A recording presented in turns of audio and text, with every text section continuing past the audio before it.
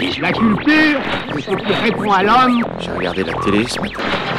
Mesdames, Messieurs, Si le mot culture a un sens. qualité technique, Ne pensez pas que ça n'arrive qu'aux autres. bienvenue dans l'émission Culture News.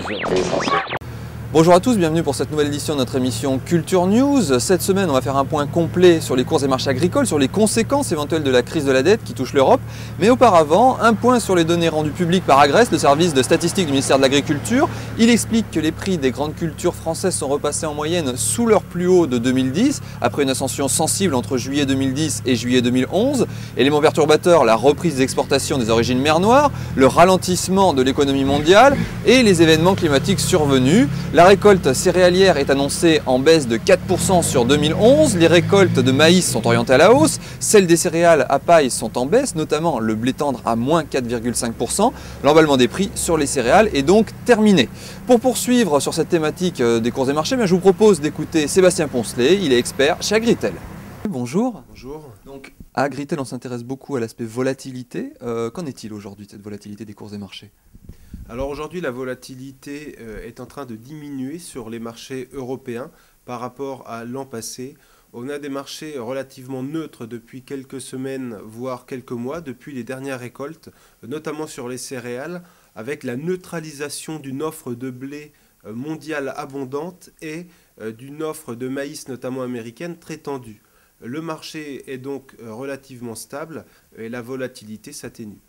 Et alors, on a eu l'impression, donc, à cette rentrée, qu'il y avait un côté prépondérant du maïs, de son impact sur l'ensemble des cours des marchés. Est-ce que c'est toujours le cas ? Dans quelle configuration on est aujourd'hui là-dessus ? Oui, aujourd'hui, évidemment, c'est le maïs qui attire l'actualité sur les céréales. Sans cela, c'est vrai que l'offre mondiale de blé avec 202 millions de tonnes de stocks de blé attendus pour la fin de campagne est pléthorique, les plus gros stocks depuis 10 ans.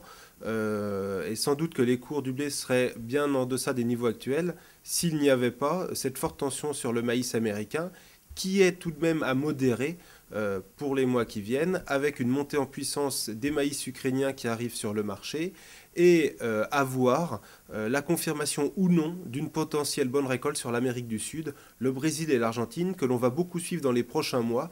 On va donc beaucoup suivre dans les semaines à venir, jusqu'au mois de janvier-février, le climat argentin et brésilien. Donc le maïs pourrait avoir un impact moindre si les récoltes sont abondantes En Amérique du Sud, oui. D'accord. Et donc pour terminer, est-ce qu'on peut estimer que la crise économique, tout ce qui se passe aujourd'hui, la crise de la dette grecque et la crainte sur l'Italie et d'autres pays, ont un impact ou non sur les cours et marchés agricoles ? Alors la relation entre le prix des matières premières agricoles et la situation économique n'est pas une chose évidente a priori. Et rien n'est foncièrement démontré aujourd'hui. Tout ce que l'on sait, c'est que quand il y a un vent de panique sur les marchés financiers, cela se traduit également sur les marchés agricoles avec des ventes massives de positions de la part des fonds d'investissement qui vendent de manière indifférenciée les différentes classes d'actifs. Maintenant, à plus ou moins long terme, la consommation de produits agricoles est quand même plus résistante à la crise que la consommation de matières premières industrielles comme le cuivre par exemple. Donc une certaine inertie sur les matières premières agricoles qui les rend plus défensives. C'est une situation de crise économique qui malgré tout pèse sur le sentiment de confiance générale. Très bien, merci beaucoup Sébastien Poncelet. Merci. La culture de la betterave à sucre a 200 ans. C'est en effet Napoléon Ier qui a lancé par décret sa production en 1811. Petit retour historique. En 1806, Napoléon décrète le blocus continental de l'Angleterre. Problème, la France se trouve privée du sucre des colonies sous contrôle anglais. On se penche alors sur les travaux du chimiste et pharmacien de l'empereur Deuilleux qui a fabriqué des pains de sucre. L'empereur décide de favoriser le développement de la betterave. Il signe un décret en mars 1811, 32 000 hectares de betteraves doivent être mis en culture. Dans sa raffinerie de sucre de canne de Passy, Benjamin de Lesser, un jeune industriel, parvient, fin 1811, après plusieurs années de travaux, à fabriquer du sucre de betterave. Mis au courant, Napoléon Ier se rend sur place, constatant les résultats, il perçoit l'importance de sa découverte et détachera symboliquement la croix de la Légion d'honneur qu'il porte sur sa poitrine pour lui remettre. Dès 1812, il sera obligatoire de planter 100 000 hectares de betteraves. 200 ans plus tard, la France est devenue le premier producteur mondial de sucre de betterave.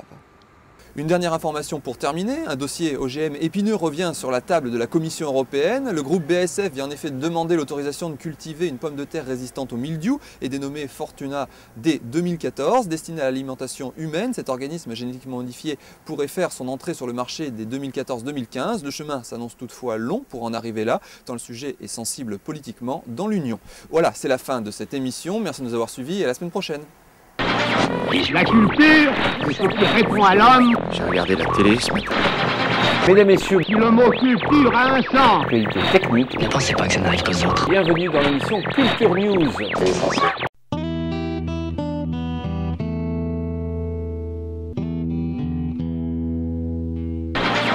La culture, c'est ce qui répond à l'homme. J'ai regardé la télé ce matin. Mesdames, Messieurs, Si le mot culture a un sens. actualité technique, Ne pensez pas que ça n'arrive qu'aux autres. bienvenue dans l'émission Culture News.